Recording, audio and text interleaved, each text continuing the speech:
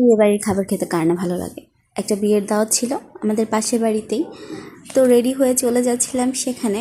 আসসালামু আলাইকুম, আমি মুস্কানের আমু। কেমন আছেন আপনারা সবাই? আশা করি খুব ভালো আছেন। আলহামদুলিল্লাহ, আমিও খুব ভালো আছি। চলে আসলাম ছোট্ট একটা ভিডিও নিয়ে। অনেক দিন পরে একটা ভিডিও আপলোড করতে যাচ্ছি।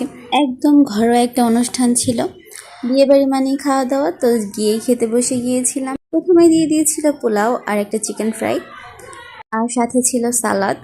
কাঁচামরিচ পেঁয়াজ আমি নিয়ে নিচ্ছিলাম। কাঁচামরিচ ছাড়া পোলাওটা জমে না, কি বলেন? ফ্রাইটা শেষ করতে না করতেই চলে এসেছিল রোস্ট, তো রোস্ট খাচ্ছিলাম। বিয়েবাড়ির খাবার নিয়ে বলার তো কিছু নেই, অবশ্যই মজা হয়েছিল। রোস্টটা খুব মজা ছিল। আমি মাংসর সাথে একটু মরিচ দিয়ে ঝাল ঝাল করে খাবারটা খাচ্ছিলাম। আমরা যখন গিয়েছিলাম তখনও বউ পার্লার থেকে আসেনি, তো বউর সাথে ছবি টবি তুলতে পারিনি।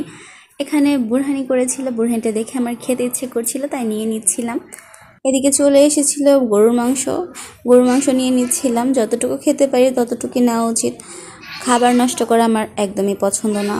নর্মালি বিয়েবাড়ির রেজালাটা অনেক বেশি মজা হয়, কিন্তু আজকের এই রেজালাটা মজা ছিল, বাট অনেক বেশি শক্ত ছিল। আজকে আমাদের এ পর্যন্তই। ভালো থাকবেন সবাই। আল্লাহ হাফেজ।